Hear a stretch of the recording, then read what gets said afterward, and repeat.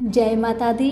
मेरे सभी प्यारे दोस्तों, मैं लक्ष्मी शर्मा बड़ों को चरण स्पर्श, छोटों को प्यार और बराबर वालों को दिल से नमस्कार करती हूँ।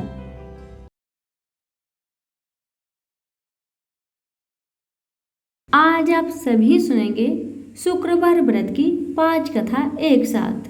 कथा को पूरा जरूर सुनेगा। अगर अच्छी लगे तो दूसरों को भी शेयर कीजिएगा। आप सुनिए कथा।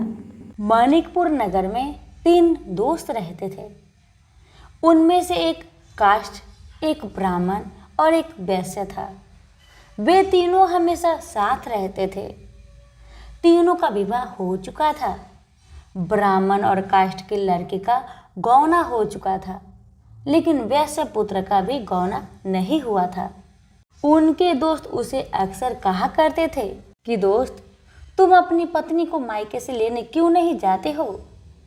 अब वैश्य पुत्र धनराज ने अपनी पत्नी कुसुम को लाने का निश्चय कर लिया। दोस्तों की बात मानकर अगले ही दिन धनराज ने माता पिता से अपनी पत्नी कुसुम को लेने जाने की बात कहने लगा। उसकी बात सुनकर वे हैरान होते हुए बोले, बेटा, अभी शुक्र अस्त हो रहा है, इसलिए अभी बहू को लाना उचित नहीं है।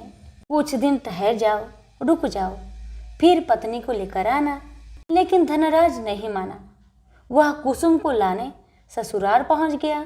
फिर होना क्या था, ससुराल में धनराज की खूब आवभगत की गई। धनराज ने कुसुम को विदा करने के लिए कहा तो उनके सास ससुर ने कहा, बेटा, अभी शुक्र अस्त हो रहा है, ऐसे में लड़की को विदा नहीं करते। कुछ दिन ठहर जाओ बेटा, फिर हम कुसुम को खुशी खुशी तुम्हारे साथ विदा कर देंगे। लेकिन धनराज वहां भी जीत पर अड़ गया। अब दामाद की जीत को देखकर सास ससुर ने भी कुसुम को विदा कर दिया। अब धनराज अपनी पत्नी को लेकर बैलगाड़ी में बैठकर अपने घर को जा रहा था। अचानक बैल तेजी से भागने लगी। रास्ते में बड़े पत्थर से टकराने के कारण गाड़ी के पहिया टूट गया। फलस्वरूप कुसुम गिर गई। उसे काफी चोट आई। दोनों को आगे की यात्रा पैदल ही करनी पड़ी। सुनसान रास्ते से गुजरते हुए डाकुओं ने उन्हें लूट लिया। उनका सारा धन, आभूषण और वस्त्र छीन लिए। किसी तरह दोनों ने अपने जान बचाते हुए अपने घर को पहुंचे। अब जब घर पहुंच गए तो हुआ ये कि धनराज के बिस्तर पर सांप चढ़ गया और धनराज को डस लिया।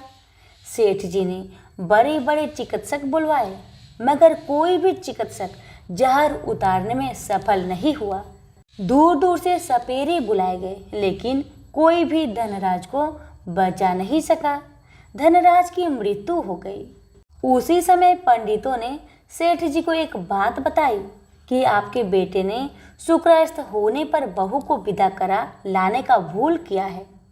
यदि आप शुक्रवार की पूजा अर्चना करें और बहू शुक्रवार का व्रत करे तथा कथा सुनकर प्रसाद ग्रहण करे तो शुक्र देवता की अनुकंपा से धनराज पुनः जीवित हो सकता है।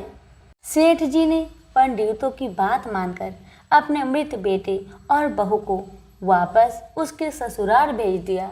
कुसुम ने अपने घर में पहुंचकर अपने माता पिता को सारी कहानी बताई तो माता पिता ने कहा, बेटा, तुम चिंता मत करो, तुम शुक्रवार का व्रत श्रद्धा भक्ति के साथ करो, तुम्हारा पति जरूर ठीक होगा, भगवान पर भरोसा रखो। कुसुम ने अपने पति के लिए शुक्रवार का व्रत और पूजा पाठ किया। उनसे अपने पति की गलती के लिए क्षमा याचना मांगी। फलस्वरूप धनराज जीवित हो उठा। धनराज के जीवित हो जाने से घर में खुशियां ही खुशियां भर गई। तभी शुक्रदेव के जय जयकार करने लगे।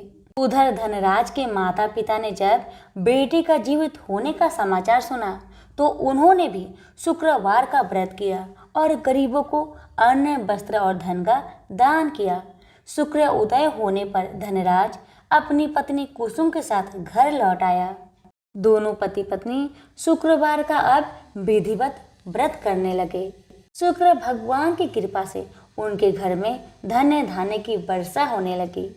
उनके सभी कष्ट दूर होते चले गए। परिवार में सभी आनंद पूर्वक रहने लगे।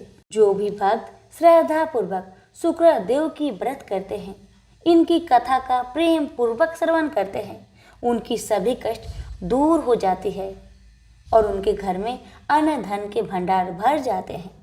तो सभी प्रेम से बोलिए शुक्रदेव की जय। बहुत समय पहले की बात है। बनारस के गांव में एक बड़े धनवान सेठ रहते थे। वह विष्णु भगवान के परम भक्त थे और हमेशा सच बोला करते थे। एक बार जब भगवान सेठ की प्रशंसा कर रहे थे, तभी माँ लक्ष्मी ने कहा, स्वामी, आप इस सेठ की इतनी प्रशंसा क्यों क्या करते हैं? क्यों ना आज उसकी परीक्षा ली जाए और जाना जाए कि क्या वह सचमुच इसके लायक है या नहीं। भगवान बोले, ठीक है देवी, जैसी आपकी इच्छा। विष्णु भगवान ने लक्ष्मी जी से कहा कि अभी सेठ गहरी निद्रा में है, आप उसके सपने में जाए और उसकी परीक्षा ले लीजिए। अगले ही क्षण सेठ जी को सपना आया। सपने में धन की देवी लक्ष्मी उनके सामने आई और बोली, हे मनुष्य, मैं धन की देवी धात्री लक्ष्मी हूँ। सेठ जी को अपनी आंखों पर यकीन नहीं हुआ और वो बोले, हे माता, आपने साक्षात अपने दर्शन देकर मेरा जीवन धन्य कर दिया है। बताइए, मैं आपकी क्या सेवा कर सकता हूँ? माता ने कहा, कुछ नहीं, मैं तो बस इतना बताने आई हूँ कि मेरा स्वभाव चंचल है और बरसों से तुम्हारे भवन में निवास करते करते मैं ऊब चुकी हूँ और यहाँ से जा रही हूँ। सेठ जी बोले, मेरा आपसे निवेदन है कि आप यहीं रहें, किंतु अगर आपको यहाँ अच्छा नहीं लग रहा है तो मैं आपको भला कैसे रोक सकता हूँ? आप अपनी इच्छा अनुसार जहाँ चाहें वहाँ जा सकती हैं। इतना कहते ही माँ लक्ष्मी सेठ के घर से चली गई। थोड़ी देर बाद वे रूप को बदलकर पुनः सेठ के स्वप्न में यश के रूप में आई और बोली, सेठ, मुझे पहचान रहे हो?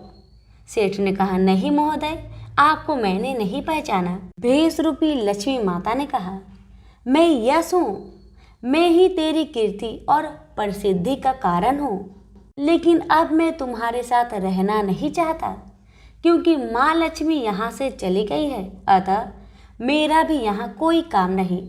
सेठ ने कहा, ठीक है, यदि आप भी जाना चाहते हैं तो वही सही।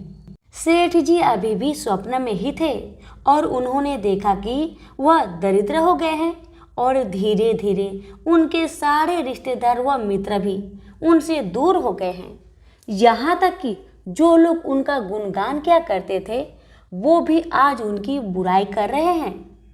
कुछ और समय बीतने पर माँ लक्ष्मी धर्म का रूप धारण करके पुनः सेठ के सपने में आई और बोली, मैं धर्म हूँ।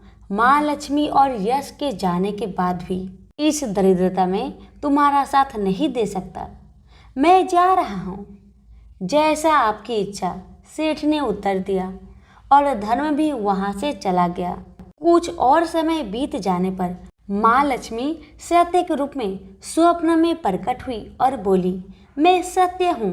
लक्ष्मी, यश और धर्म के जाने के बाद अब मैं भी यहाँ से जाना चाहती हूँ। ऐसा सुन सेठ जी ने तुरंत सत्य के पांव पकड़ लिए और बोले, हे महाराज, मैं आपको नहीं जाने दूंगा, भले ही सब मेरा साथ छोड़ दे, मुझे त्याग दे, पर कृपया आप ऐसा मत करिए। सत्य के बिना मैं एक क्षण नहीं रह सकता। यदि आप चले जाएंगे तो मैं तत्काल ही अपना प्राण त्याग दूंगा।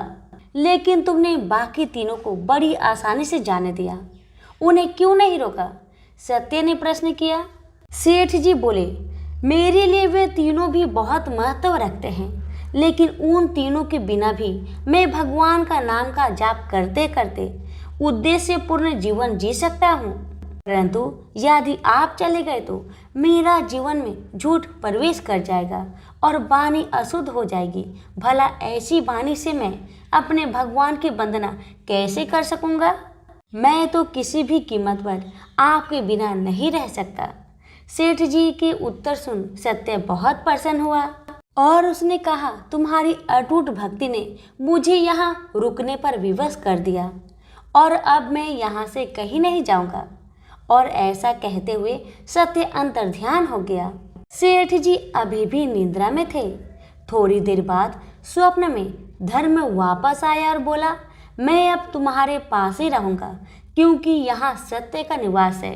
सेठ जी ने प्रसन्नतापूर्वक धर्म का स्वागत किया। उसके तुरंत बाद यश भी लौट आया और बोला, जहाँ सत्य और धर्म है वहाँ यश स्वतः ही आ जाता है, इसलिए अब मैं भी तुम्हारे साथ ही रहूंगा। सेठ जी ने यश की भी आवभगत की और अंत में माँ लक्ष्मी आई। उन्हें देखते ही सेठ जी नतमस्तक होकर बोले, हे देवी, क्या आप भी पुनः मुझ पर कृपा करेंगे? अवश्य, जहाँ सत्य धर्म और यश हो वहाँ मेरा वास निश्चित है, माँ लक्ष्मी ने उत्तर दिया। यह सुनते ही सेठ जी की नींद खुल गई। उन्हें यह सब स्वप्न लगा, पर वास्तविकता में वह एक कड़ी परीक्षा से उत्तीर्ण होकर निकले थे। मेरे प्यारे दोस्तों, हमें भी हमेशा याद रखना चाहिए कि जहाँ सत्य का निवास होता है वहाँ यश, धर्म और लक्ष्मी का निवास स्वतः ही हो जाता है। सत्य है तो सिद्धि, प्रसिद्धि और समृद्धि है। प्रेम से बोलिए लक्ष्मी नारायण की जय। एक समय की बात है, काशी निवासी धनंजय की पत्नी का नाम सुलक्षणा था। उसे अन्य सब सुख प्राप्त थे, केवल निर्धनता ही उसके दुख का कारण था। यह दुख उसे हर समय सताता था। एक दिन सुलक्षणा पति से बोली, स्वामी आप कुछ उद्यम करो तो काम चले, इस प्रकार कब तक काम चलेगा? सुलक्षणा की बात धनंजय के मन में बैठ गया और वह उसी दिन विश्वनाथ शंकर जी को प्रसन्न करने के लिए बैठ गया और कहने लगा, हे देवाधिदेव विश्वेश्वर, मुझे पूजा पाठ कुछ नहीं आता, केवल आपके भरोसे बैठा हूँ। इतनी विनती करके वह 2-3 दिन भूखा प्यासा बैठा रहा। यह देखकर भगवान शंकर ने उसके कान में अन्नपूर्णा अन्नपूर्णा अन्नपूर्णा इस प्रकार 3 बार कहा। यह कौन क्या कह गया?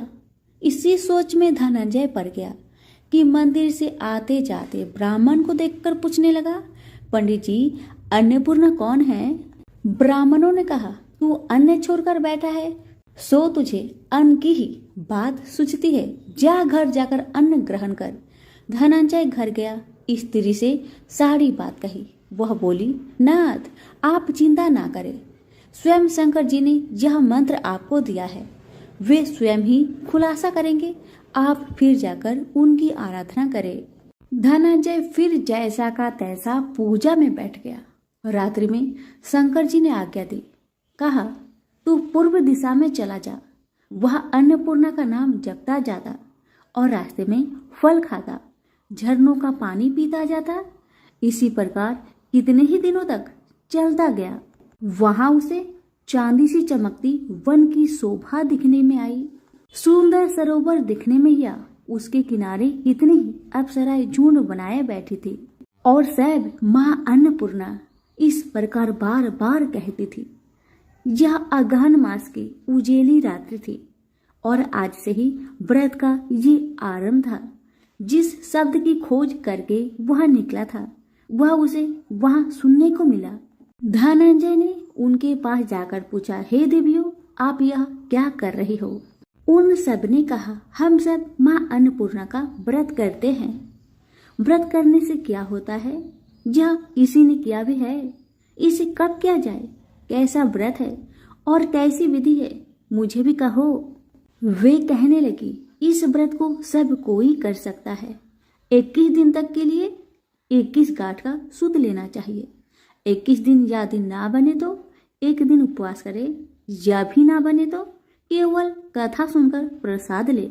निराहार रहकर कथा कहे, कथा सुनने वाला कोई ना मिले तो पीपल के पत्तों को रख, सुपारी या घृत कुमारी वृक्ष को सामने कर, दीपक को साक्षी कर, सूर्य, गाय, तुलसी या महादेव को बिना कथा सुनाए मुख में दाना न डाले।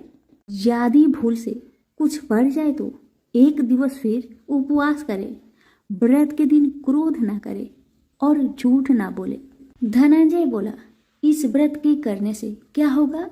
वे कहने लगी, इसके करने से अंधों को नेत्र मिले, लुल्लू को हाथ मिले, निर्धन के घर धन आए, बाझिन को संतान मिले, मूर्खों को विद्या आए। जो जिस कामना से व्रत करे माँ उसकी इच्छा पूरी करती है। वह कहने लगा, बहनों, मेरे भी धन नहीं है, विद्या नहीं है, कुछ भी तो नहीं है। मैं तो दुखिया ब्राह्मण हूँ, मुझे इस व्रत का सूत दोगी? हाँ भाई, तेरा कल्याण हो, तुझे देगी। ले, इस व्रत का मंगल सूत्र ले। धनंजय ने व्रत किया। व्रत पूरा हुआ तभी सरोवर में से 21 खंड की स्वर्ण सीढ़ी हीरा मोती जड़ी प्रकट हुई। धनंजय जय अन्नपूर्णा अन्नपूर्णा कहता जाता था। इस प्रकार कितनी ही सीढ़ियां उतर गया तो क्या दिखता है कि करोड़ों सूर्य से प्रकाशमान अन्नपूर्णा माँ का मंदिर है। उसके सामने स्वर्ण सिंहासन पर माता अन्नपूर्णा विराजमान है। सामने भिक्षा हेतु शंकर भगवान खड़े हैं। देवगनाएं चंवर डुलाती है। कितनी ही हथियार बांधे पहरा देती है। धनंजय दौड़कर जगदम्बा के चरणों में गिर गया। देवी उसकी मन का कलेश जान गई। धनंजय कहने लगा, माता, आप तो अंतर्यामिनी हो, आपको अपनी दशा क्या बताऊं? माता बोली, मेरा व्रत किया है, जा, संसार तेरा सत्कार करेगा। माता ने धनंजय की जिह्वा पर बीज मंत्र लिख दिया। अब तो उसके रोम रोम में विद्या प्रकट हो गई। इतने में क्या देखता है कि वह काशी विश्वनाथ के मंदिर में खड़ा है। माँ का वरदान ले धनंजय घर आया। सुलक्षणा से सब बात कही। माता जी की कृपा से उसके घर में संपत्ति उमड़ने लगी। छोटा सा घर बहुत बड़ा गिना जाने लगा। जैसे शहद के पत्तों में मक्खियाँ जमा होती है, उसी प्रकार उनके सगे संबंधी आकर उसकी बड़ाई करने लगे। कहने लगे, इतना धन और इतना बड़ा घर, सुंदर संतान नहीं हो तो इस कमाई का कौन भोग करेगा? सुलक्षणा से संतान नहीं है, इसलिए तुम दूसरा विवाह करो। अनिच्छा होते हुए भी धनंजय को दूसरा विवाह करना पड़ा और सती सुलक्षणा को सौत का दुख उठाना पड़ा। इस प्रकार दिन बीतते गया। फिर अगहन मास आया। नए बंधन से बंधे पति से सुलक्षणा ने कहलाया कि हम व्रत के प्रभाव से सुखी हुए हैं, इस कारण यह व्रत छोड़ना नहीं चाहिए। यह माता जी का प्रताप है जो हम इतने संपन्न और सुखी है। सुलक्षणा की बात सुन धनंजय उसके यहाँ आया और व्रत में बैठ गया। नई बहू को इस व्रत की खबर नहीं थी।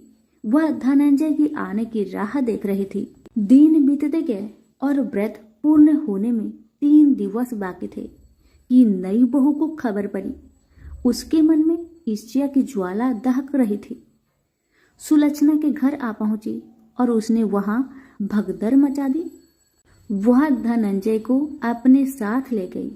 नए घर में धनंजय को थोड़ी देर के लिए निंद्रा ने आ दबाया। इसी समय नई बहू ने उसका व्रत का सूत तोड़कर आग में फेंक दिया। अब तो माता जी का कोप जाग गया। घर में अकस्मात आग लग गई।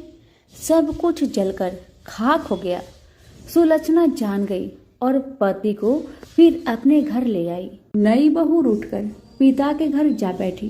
पति को परमेश्वर मानने वाली सुलक्षणा बोली, नाथ, घबराना नहीं, माता जी की कृपा अलौकिक है।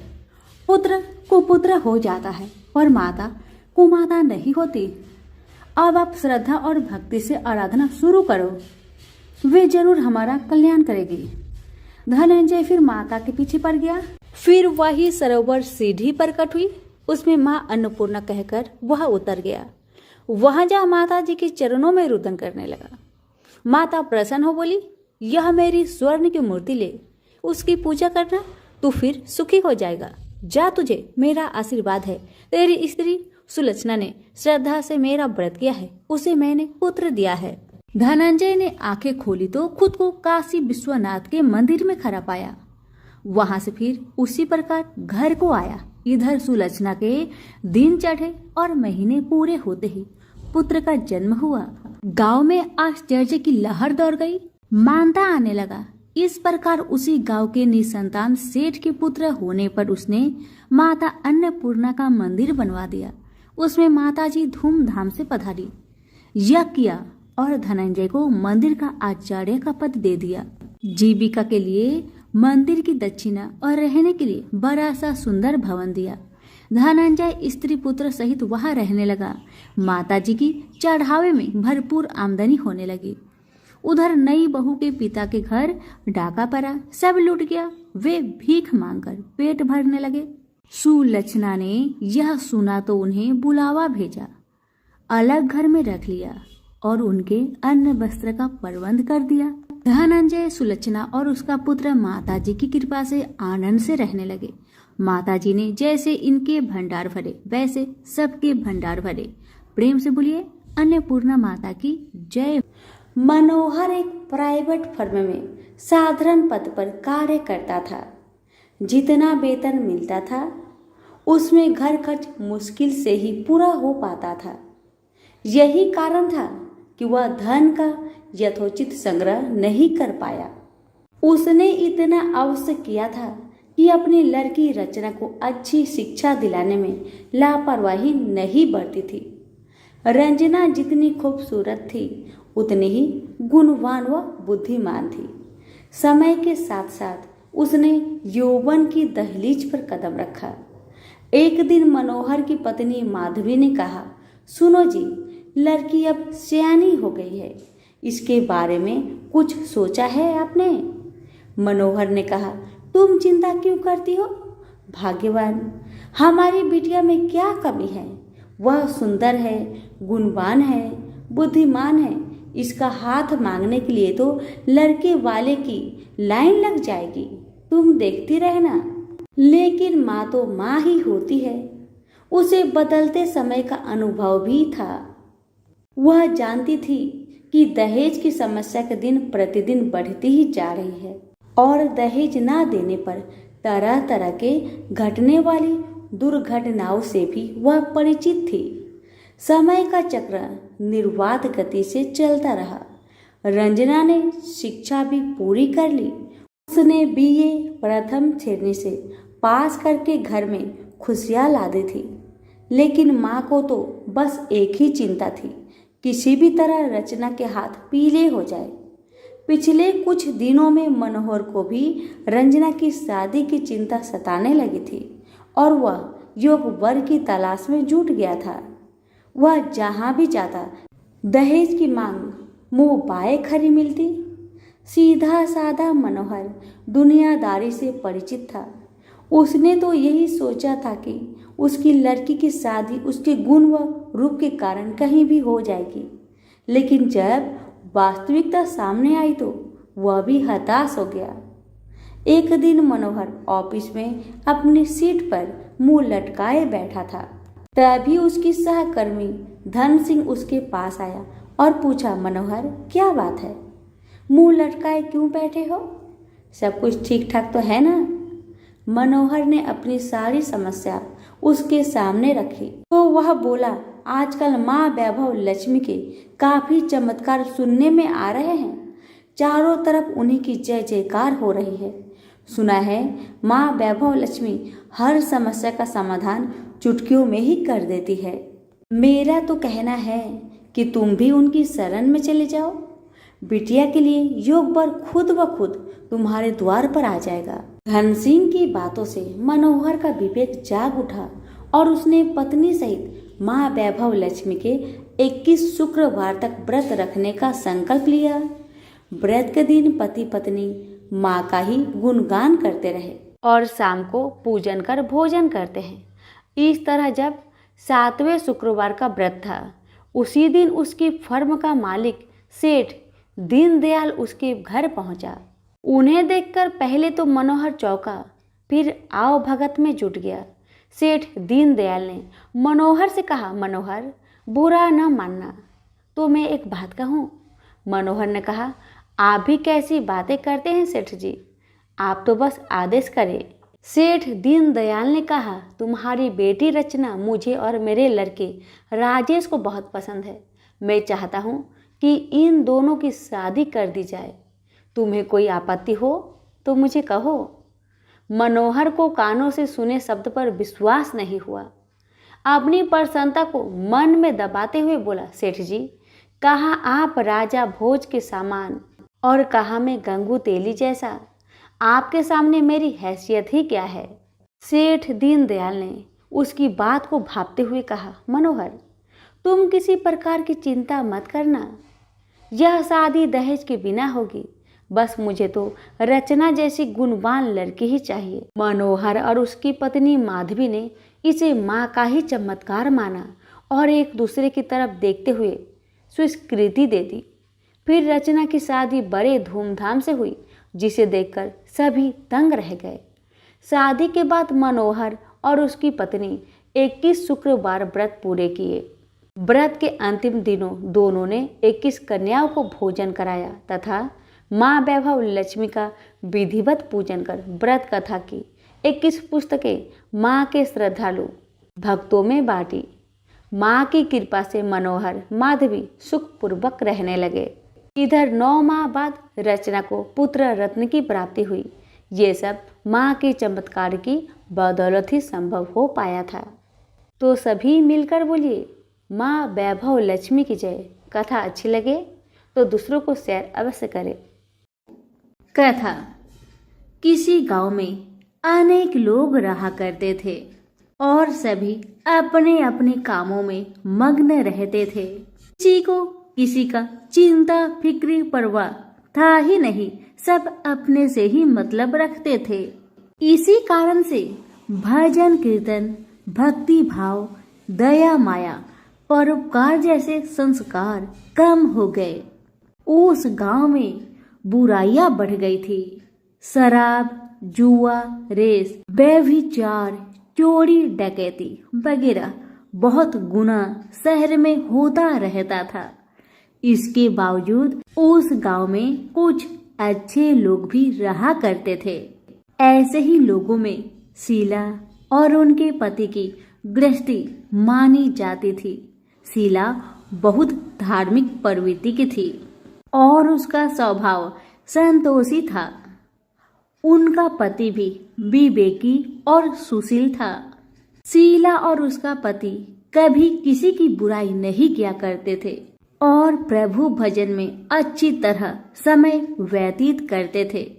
शहर के लोग उनकी गृहस्थी की सराहना करते थे। देखते ही देखते दिन बीतने लगा, समय बदल गया। शीला का पति बुरे लोगों से दोस्ती कर बैठा। अब होना क्या था वो तो हम सभी जानते हैं। अच्छे संगति का असर हमेशा अच्छा ही होता है, बुरा संगति का असर हमेशा बुरा ही होता है।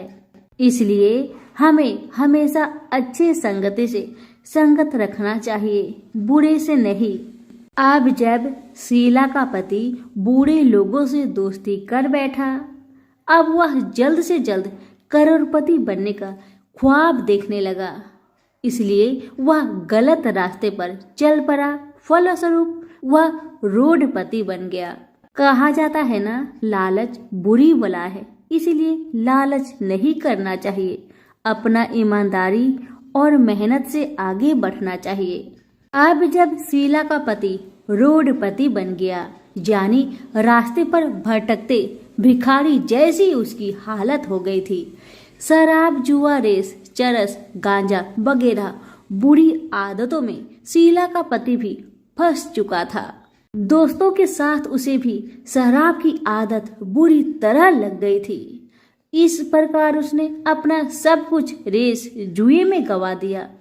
अब तो शीला अपने पति के बर्ताव से बहुत दुखी रहने लगी, किंतु उसे भगवान पर भरोसा था कि सब कुछ ठीक हो जाएगा। यही सोचकर वह अपने पति के बुरे बर्ताव को सहने लगी। शीला अपना अधिकांश समय प्रभु की भक्ति में बिताने लगी। अचानक एक दिन दोपहर को उनके द्वार पर किसी ने दस्तक दिया। शीला ने द्वार खोलकर देखा कि एक माजी खड़ी थी। उनके चेहरे पर अलौकिक तेज निखर रहा था। उनकी आंखों में से मानो अमृत की वर्षा हो रहा था। उनका भव्य चेहरा करुणा और प्यार से छलक रहा था। उनको देखते ही शीला के मन में अपार शांति छा गई, सारी चिंता मिट गई। शीला के रोम रोम में आनंद छा गया। शीला उस माजी को आदर के साथ अपने घर ले आई।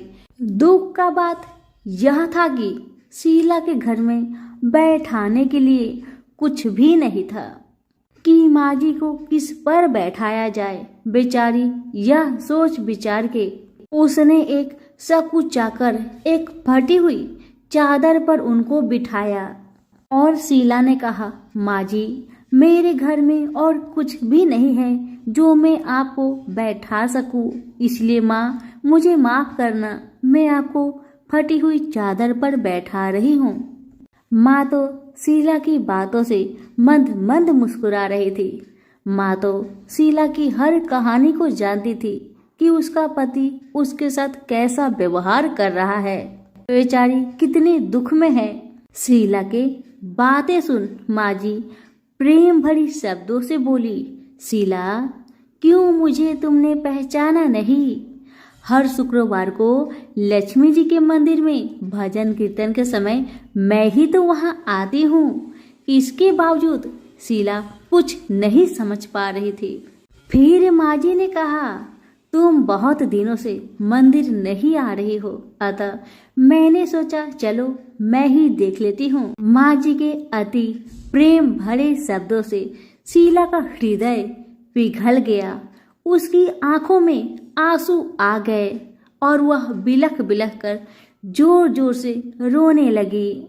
शीला को रोते देखकर माजी ने कहा, बेटी, सुख और दुख तो धूप और छांव जैसे होते हैं।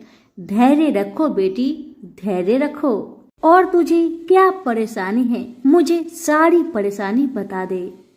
माजी के व्यवहार से शीला को काफी संबल मिला और सुख की आस में उसने माजी को अपनी सारी दुख की कहानी सुना दी।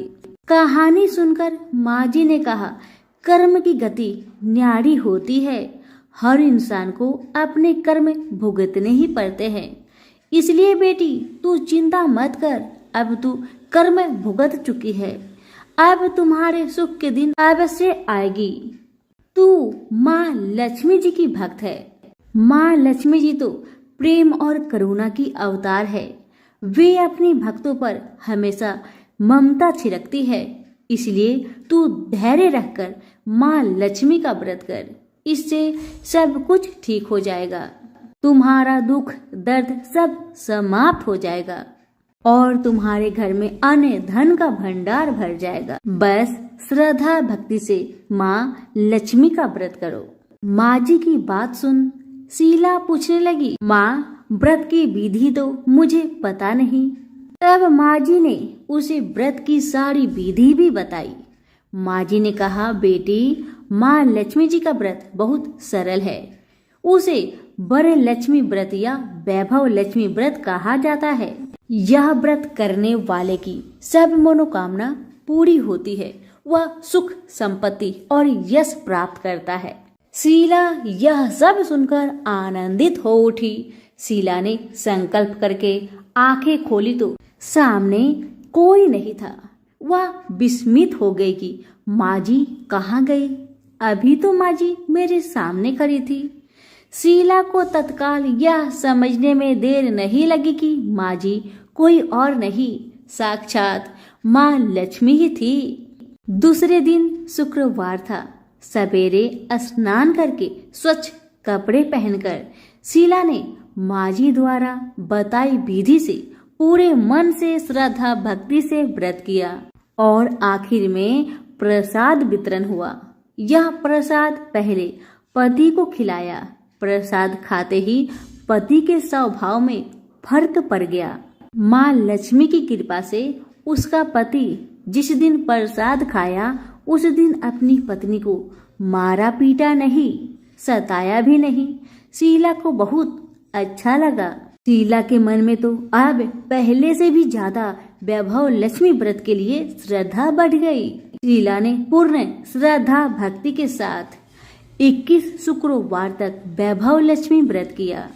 21वें शुक्रवार को माँ जी के कहे मुताबिक उद्धापन विधि करके 7 स्त्रियों को वैभव लक्ष्मी व्रत की 7 पुस्तक उपहार में दी।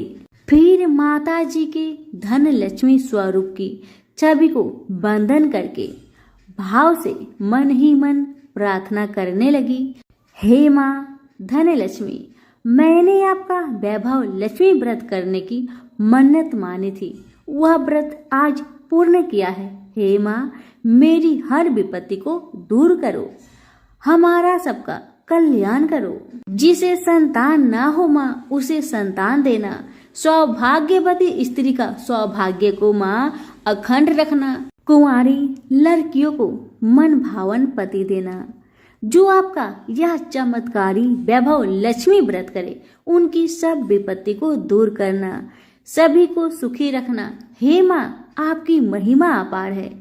ऐसा बोलकर लक्ष्मी जी के धन लक्ष्मी स्वरूप की छवि को प्रणाम किया। व्रत के प्रभाव से शीला का पति अच्छा इंसान बन गया और अब शीला का पति मेहनत करके व्यवसाय करने लगा। उसने तुरंत शीला की गिरवी रखे गहने छुड़ा लिए। घर में धन की बाढ़ सी आ गई। घर में पहले जैसी सुख शांति छा गई। वैभव लक्ष्मी व्रत का प्रभाव देखकर मोहल्ले की दूसरी स्त्रियां भी विधि पूर्वक वैभव लक्ष्मी व्रत करने लगी। सभी प्रेम से बोले, वैभव लक्ष्मी माता की जय हो। आइए अब जानते हैं वैभव लक्ष्मी व्रत का उद्धापन विधि। 7, 11 या 21 जितने भी शुक्रवार की मन्नत मांगी हो, उतने शुक्रवार तक यह व्रत पूरी श्रद्धा तथा भावना के साथ करना चाहिए। आखिरी शुक्रवार को इसका शास्त्रीय विधि के अनुसार उद्धापन करना चाहिए। आखिरी शुक्रवार को प्रसाद के लिए खीर बनानी चाहिए। जिस प्रकार हर शुक्रवार को हम पूजन करते हैं, वैसे ही करना चाहिए। पूजन के बाद माँ के सामने एक श्रीफल फोड़े। फिर कम से कम 7 कुंवारी कन्या या सौभाग्यशाली स्त्रियों को कुमकुम का तिलक लगाकर माँ वैभव लक्ष्मी व्रत कथा की किताब की एक प्रति उपहार में देनी चाहिए और सबको खीर का प्रसाद देना चाहिए। इसके बाद माँ लक्ष्मी जी को श्रद्धा सहित प्रणाम करना चाहिए। फिर माता जी के धन लक्ष्मी स्वरूप की छवि को बंधन करके भाव से मन ही मन प्रार्थना करे, हे माँ धन लक्ष्मी, मैंने आपका वैभव लक्ष्मी व्रत करने की मन्नत मानी थी, यह व्रत आज पूर्ण किया है। हे माँ, हमारी मनोकामना पूर्ण करे, हमारी हर विपत्ति को दूर करे, हम सबका कल्याण करे। जिसे संतान ना हो, उसे संतान देना। सौभाग्यवती स्त्री का सौभाग्य अखंड रखना। कुंवारी लड़की को मन भावन पति देना। जो आपका यह चमत्कारी वैभव लक्ष्मी व्रत करे, उनकी सब विपत्ति दूर करना, सभी को सुखी करना। हे माँ, आपकी महिमा अपार है, आपकी जय हो। ऐसा बोलकर लक्ष्मी के धन लक्ष्मी स्वरूप की छवि को प्रणाम करे। सभी प्रेम से बोलिए, वैभव लक्ष्मी माता की जय हो। संतोषी माता के व्रत को करने वाला कथा कहते व सुनते समय हाथ में गुड़ व भुने चने रखे। सुनने वाले संतोषी माता की जय, संतोषी माता की जय, इस प्रकार जय जयकार मुख से बोलते जाए। कथा समाप्त होने पर हाथ का गुड़ चना गौ माता को खिलाए।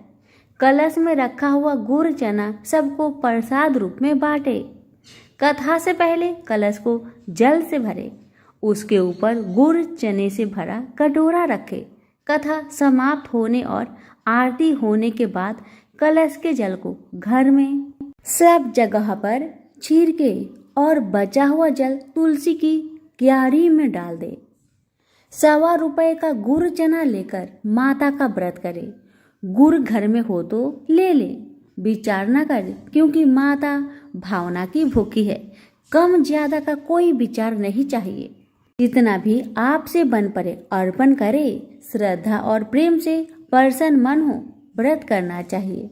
व्रत के उद्यापन में 2.5 सेर खाजा मोमन दाल पूड़ी, खीर चने का साग नैवेद्य रखे, घी का दीपक जला, संतोषी माता की जय जयकार बोले। नारियल फोड़े, इस दिन घर में कोई खटाई न खाए और ना किसी को खाने को दे। इस दिन 8 लड़कों को भोजन कराए। देवर जेठ के लड़के मिलते हो तो दूसरों को न बुलाना। कुटुंब में न मिले तो ब्राह्मण के रिश्तेदारों के या फिर पड़ोसियों के लड़के को बुलाए। उन्हें खटाई की कोई वस्तु ना दे तथा भोजन कराकर यथाशक्ति दक्षिणा दे। नगद पैसे ना दे, कोई वस्तु दक्षिणा में दे। व्रत करने वाला कथा सुन प्रसाद ले, एक समय भोजन करे। इस तरह से माता प्रसन्न होगी और दुख दरिद्रता दूर होकर मनोकामना पूरी होगी। अब सुनिए कथा। पहले बोलिए संतोषी मैया की जय हो। एक बुढ़िया थी, उसके 7 पुत्र थे। 6 कमाने वाले और एक निकम्मा था। बुढ़िया माँ 6 पुत्रों की रसोई बनाती, भोजन कराती और जो बचता वह 7वें को देती थी। परंतु वह बड़ा भोला था, मन में कुछ विचार न करता था। एक दिन अपनी पत्नी से बोला, देखो मेरी माता का मुझ पर कितना प्यार है। वह बोली, क्यों नहीं, सबका जूठा बचा हुआ तुमको जो खिलाती है। वह बोला, ऐसा भी कहीं हो सकता है। मुझे तुम्हारी बातों पर भरोसा नहीं। जब तक मैं अपनी आंखों से ना देख लूं, मैं मान नहीं सकता। पत्नी ने कहा, देख लोगे तब मानोगे। कुछ दिन बाद बड़ा त्योहार आया।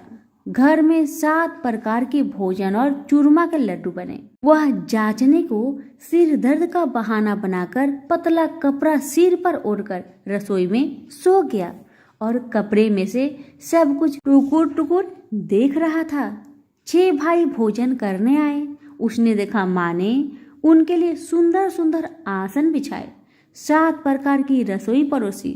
वह आग्रह करके उन्हें जिमाती है। वह देखता रहा। 6 भाई भोजन करके उठे, तब जूठी थालियों में से लड्डुओं के टुकड़ा उठाकर एक लड्डू बनाया।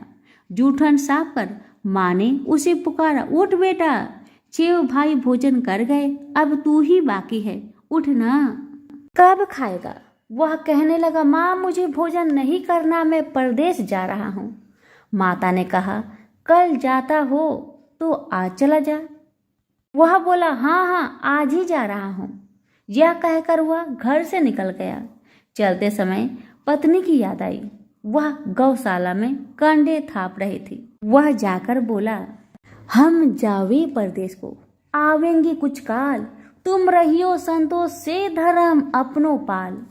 वह बोली, जाओ पिया आनंद से, हमरो सोच हटाए, राम भरोसे हम रहे, ईश्वर तुम्हें सहाय। देवो निशानी अपनी, देख धरु मन धीर, सुधी हमारी ना बिसारियो, रखियो मन गंभीर। वह बोला, मेरे पास तो कुछ नहीं, यह अंगूठी है, सो ले लो और अपनी निशानी मुझे दे। वह बोली, मेरे पास क्या है, यह गोबर भरा हाथ है। यह कह उसकी पीठ में गोबर की हाथ की थप्पी मार दी। वह चला गया। चलते चलते दूर देश में पहुंचा। वहाँ एक साहूकार की दुकान थी। वहीं जाकर रहने लगा और कहने लगा, भाई मुझे नौकरी पर रख लो। साहूकार को जरूरत भी थी तो वह बोला, ठीक है रह जा। लड़के ने पूछा, तनख्वाह क्या दोगे? साहूकार ने कहा, काम देखकर दाम मिलेगा। साहूकार की नौकरी मिली। वह सवेरे 7 बजे से रात तक नौकरी करने लगा। कुछ दिनों में साहूकार का सारा लेन देन का हिसाब, ग्राहकों को माल बेचना, सारा काम करने लगा। साहूकार के 7-8 नौकर थे। सब चक्कर खाने लगे कि या तो बहुत होशियार बन गया। सेठ ने भी काम देखा और 3 महीने में उसे आधे मुनाफे का साझीदार बना दिया और 12 बरस में नामी सेठ बन गया और मालिक सारा कारोबार उसके ऊपर छोड़कर बाहर चला गया। अब उधर पत्नी के साथ क्या होता है उसे सुनिए। सास ससुर उसे दुख देने लगे। सारी गृहस्थी का काम करा के उसे लकड़ी लेने जंगल में भेजते और घर की रोटियों के आटे से जो भूसी निकलती थी उसकी रोटी बनाकर रख दी जाती थी और फूटी नारियल की खोपड़ी में पानी। इस तरह दिन बीतते रहे। एक दिन की बात है, वह लकड़ी लेने जा रही थी कि रास्ते में बहुत सी स्त्रियां संतोषी माता की व्रत करती दिखाई दी। वहीं खड़ी हो वह भी कथा सुन और बहनों से बोली, बहन तुम किस देवी देवता का व्रत करती हो और इसके करने से क्या फल होता है? इस व्रत की करने की विधि क्या है? यदि तुम अपने इस व्रत का विधान मुझे समझाकर कहोगी तो मैं भी तुम्हारा बड़ा एहसान मानूंगी। तब उनसे एक स्त्री बोली, सुनो, यह संतोषी माता का व्रत है। इसके करने से निर्धनता, दरिद्रता का नाश होता है, लक्ष्मी आती है, मन की चिंताएं दूर होती है, घर में होने से मन को सुख, प्रसन्नता और शांति मिलती है। व्रत के दिन घर में खटाई कोई न खाए। यह सुनकर बहू चल दी। रास्ते में लकड़ी बोझ को बेच दिए और उन पैसों से गुड़ चना ले माता के व्रत की तैयारी कर आगे चली गई और सामने मंदिर देख पूछने लगी, यह मंदिर किसका है? सब बच्चे कहने लगे, संतोषी माता का मंदिर है। यह सुन माता के मंदिर में जा माता के चरणों में लौटने लगी। दिन हो विनती करने लगी, माँ मैं निपट मूर्ख हूँ, व्रत के नियम कुछ नहीं जानती, मैं बहुत दुखी हूँ। हे माता जगत जननी, मेरा दुख को दूर कर, मैं तेरी शरण में हूँ। माता को दया आई। एक शुक्रवार बीता कि दूसरे शुक्रवार को ही इसके पति का पत्र आया और तीसरे को उसका भेजा पैसा भी आ गया। यह देख जेठानी मुंह सिकुड़ने लगी, इतने दिनों में इतना पैसा आया, इसमें क्या बुराई है? लड़के ताने देने लगे कि काकी बुलाने से भी नहीं बोलेगी। बेचारी सरलता से कहती, भैया पत्र आवे, रुपया आवे तो हम सबके लिए अच्छा है। ऐसा कहकर आंखों में आंसू भरकर संतोषी माता के मंदिर में आ मातेश्वरी के चरणों में गिरकर रोने लगी। माँ मैंने तुमसे पैसा नहीं, मुझे पैसे से क्या काम है माँ, मुझे तो अपने सुहाग से काम है। मैं तो अपनी स्वामी के दर्शन और सेवा मांगती हूँ।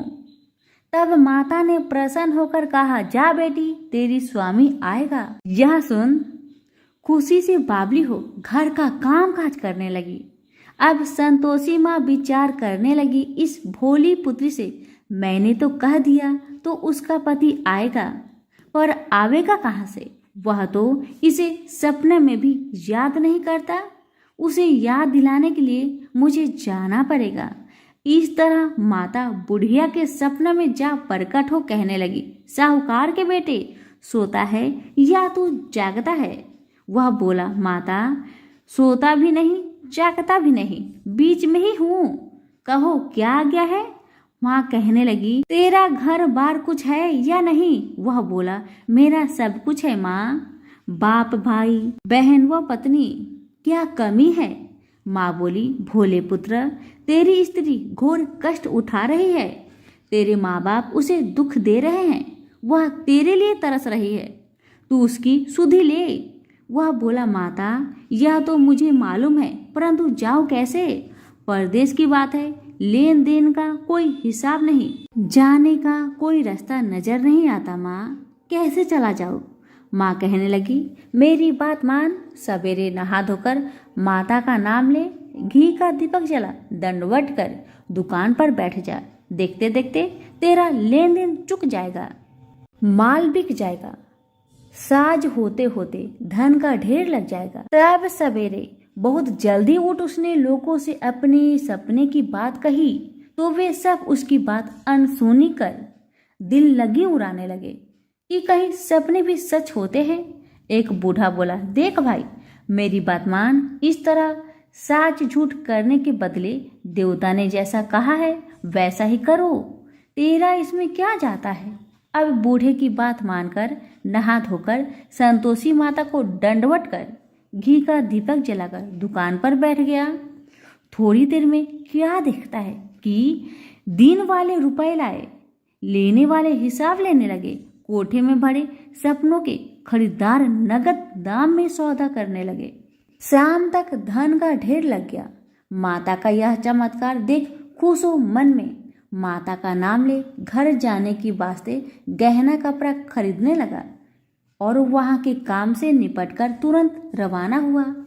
वहां पत्नी बेचारी जंगल में लकड़ी लेने जाती। लौटते वक्त माता जी की मंदिर में विश्राम करती है। वह तो उसका रोज रुकने का स्थान ठहरा। दूर से धूल उठती देखकर वह माता से पूछती है, हे माता, यह धूल कैसे उड़ रही है?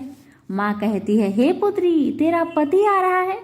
अब तू ऐसा कर, लकड़ियों के 3 बोझ बना ला। एक नदी के किनारे रख, दूसरा मेरे मंदिर पर और तीसरा अपने सिर पर रख। तेरे पति को लकड़ी का गट्ठा दिख मोह पैदा होगा। वह वहां रुकेंगे, नाश्ता पानी बना खा पीकर माँ से मिलने जाएगा। तब तू लकड़ी का बोझ उठाकर जाना और बीच में चौक के गट्ठा डालकर 3 आवाजें लगाना। लो सासू जी, लकड़ियों का गट्ठा लो, भूसे की रोटी दो, नारियल के खोपरे में पानी दो, आज मेहमान कौन आया है? माँ की बात सुन उसने कहा, बहुत अच्छा माता, कहकर प्रसन्न हो लकड़ियों के 3 गट्ठे ले आई। एक नदी के तट पर, एक माता के मंदिर पर रखा। इतने में ही मुसाफिर आ पहुंचा। सूखी लकड़ी देख उसके पति की इच्छा हुई कि यही निवास करे और भोजन बना खा पीकर गांव जाए। इस प्रकार भोजन बना विश्राम करके वह गांव को गया। जब वह सबसे प्रेम से मिल रहा था, उसी समय पत्नी सिर पर लकड़ी का गट्ठा लिए आती है। लकड़ी की भारी बोझ आंगन में रखकर जोर से 3 आवाज देती है। लो सासू जी, लकड़ी का गट्ठा लो, भूसे की रोटी दो, नारियल के खोपरे में पानी दो, आज कौन मेहमान आया है? यह सुनकर उसकी सास अपने दिए हुए कष्टों को भुलाने हेतु कहती है, बहू ऐसा क्यों कहती है? तेरा मालिक ही तो आया है। आ बैठ जा, मीठा भात खा, भोजन कर, कपड़े गहने पहन। इतने में आवाज सुन उसका स्वामी बाहर आता है और अंगूठी देख व्याकुल हो माँ से पूछता है, माँ यह कौन है? माँ कहती है, बेटा यह तेरी पत्नी है। आज 12 वर्ष हो गए जब से तू गया है, तब से सारे गांव में जानवर की तरह भटकती रहती है। कामकाज घर का कुछ नहीं करती है, 4 समय आकर खा जाती है। अब तुझे देखकर भूसी की रोटी और नारियल के खोपरे में पानी मांगती है। वह लज्जित हो बोला, ठीक है माँ, मैंने इसे भी देखा है और तुम्हें भी देखा है। अब मुझे दूसरे घर की ताली दे दो, उसमें रहूं। तब माँ बोली, ठीक है बेटा, तेरी मर्जी। इतना कहकर ताली का गुच्छा पटक दिया। उसने ताली लेकर दूसरे कमरे में जो तीसरी मंजिल के ऊपर था उसे खोलकर सारा सामान जमाया। एक दिन में ही वहां राजा के महल जैसा ठाट बाट बन गया। अब क्या था, वो दोनों सुखपूर्वक रहने लगे। इतने में अगला शुक्रवार आया। बहू ने अपने पति से कहा कि मुझको माँ का उद्यापन की तैयारी करना है और इतना कहकर तैयारी करने लगी। जेठ के लड़कों को भोजन के लिए कहने गई। उन्होंने मंजूर किया, परंतु पीछे जेठानी बच्चों को सिखाती है, देखो रे, भोजन के समय खटाई मांगना जिससे उसका उद्यापन पूरा ना हो। लड़के जीवने आए, खीर पेट भर खाए, परंतु याद आते ही कहने लगे, हमें कुछ खटाई दो, खीर खाना हमें भाता नहीं, खीर देखकर तो हमें अरुचि होती है। बहू कहने लगी, खटाई किसी को नहीं दी जाएगी, यह तो संतोषी माता का प्रसाद है। लड़के उठ खड़े हुए और बोले, पैसे लाओ। भोली बहू कुछ जानती नहीं थी, सो उन्हें पैसे दे दिए। लड़के उसी समय उठ इमली लाकर खाने लगे। यह देखकर संतोषी माता बहू पर क्रोधित हुई। राजा के दूत उसके पति को पकड़ कर ले गए। जेठ जेठानी मन माने खोटे वचन कहने लगे।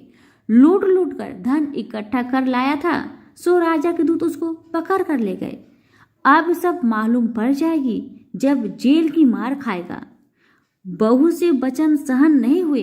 वह रोती रोती माता के मंदिर में गई और बोली, हे माता, तुमने ये क्या किया? मुझे हंसाकर अब क्यों रुलाती हो माँ? तब माता बोली, पुत्री, तूने उद्धापन करके मेरा व्रत भंग किया, इतनी जल्दी सब बातें भुला दी। वह कहने लगी, माता, भूली तो नहीं हूँ, न कुछ अपराध किया है, मुझे तो लड़कों ने भूल में डाल दिया, मैंने भूल से उन्हें पैसे दे दिए, मुझे क्षमा करो माँ, मुझे क्षमा करो। माँ बोली, ऐसे कहीं भूल होती है? वह बोली, माँ, मुझे माफ कर दो माँ, मैं फिर से तुम्हारा उद्धापन करूंगी। माँ बोली, अब भूल जा पुत्री, तेरा मालिक तुझे रास्ते में ही आता मिलेगा। वह घर को चली। रास्ते में उसका पति आता मिला। उसने पूछा, तुम कहाँ गए थे? तब वह कहने लगा, इतना धन जो मैं कमाया हूँ उसका टैक्स राजा ने मांगा था, वह भरने गया था। वह प्रसन्न हो बोली, भला हुआ, अब घर चलो। कुछ दिन बाद फिर शुक्रवार आया। वह बोली, मुझे माता का उद्धापन करना है। पति ने कहा, करो फिर। जेठ के लड़कों से भोजन को कहने गई। जेठानी ने एक दो बातें सुनाई और लड़कों को सिखा दिया कि तुम पहले ही खटाई मांगने लगना। लड़के कहने लगे, हमें खीर खाना नहीं भाता, जी बिगड़ता है, कुछ खटाई खाने को देना। वह बोली, खटाई खाने को नहीं मिलेगा, खाना हो तो खाओ, अन्यथा तुम जा सकते हो। वह बेचारी ब्राह्मण के लड़कों को लाकर भोजन कराने लगी। यथाशक्ति दक्षिणा की जगह एक एक फल उन्हें दिया। इससे संतोषी माँ प्रसन्न हुई। माता की कृपा होते ही 9वें मास उसको चंद्रमा के समान सुंदर पुत्र उत्पन्न हुआ। पुत्र को लेकर प्रतिदिन माता जी के मंदिर जाने लगी। माँ ने सोचा कि वह रोज आती है, क्यों ना मैं इसके घर चलूं, इसका आसरा देखूं तो सही। यह विचार कर माता ने भयानक रूप बनाया। गुड़ और चने से सना मुख, ऊपर सूर्य के समान होठ, उस पर मक्खियां भिनभिना रही थी। दहलीज में पांव रखते ही उसकी सास चिल्लाई, देखो रे, कोई चुड़ैल चली आ रही है, लड़कों इसे भगाओ नहीं तो किसी को खा जाएगी। लड़के डरने लगे और चिल्लाकर खिड़की बंद करने लगे। बहू रोशनदार से देख रही थी, पर संता से पागल होकर चिल्लाने लगी, आज मेरी माँ आई है, आज मेरी माँ मेरे घर को आई है। यह कहकर बच्चे को दूध पीने से हटाती है। इतने में सास का क्रोध फूट पड़ा। बोली, रांड, इसे देखकर कैसी उतावली हुई जो बच्चे को पटक दिया। इतने में माँ के प्रताप से जहाँ देखो वही लड़के ही लड़के नजर आने लगे। वह बोली, माँ जी, जिनका मैं व्रत करती हूँ यह तो वही संतोषी माता है। इतना कहा झट से सारे घर के किवाड़ खोल देती है। सबने माता के चरण पकड़ लिए और विनती कर कहने लगे, हे माता, हम मूर्ख हैं, हमें अज्ञानी हैं, पापी हैं, तुम्हारे व्रत की विधि हम नहीं जानते, तुम्हारे व्रत भंग कर हमने अपराध किया है माँ। हे माँ, आप हमारा अपराध क्षमा करो। उस प्रकार माता प्रसन्न हुई। माता ने बहू को जैसा फल दिया वैसा माता सबको दे। जो पढ़े उनका मनोरथ पूर्ण हो, जो सुने उनका भी मनोरथ पूर्ण हो। तो प्रेम से बोलिए, संतोषी माता की जय हो। कथा अच्छी लगे तो अब भी लाइक करके दूसरों को शेयर करें और चैनल को सब्सक्राइब करें। धन्यवाद।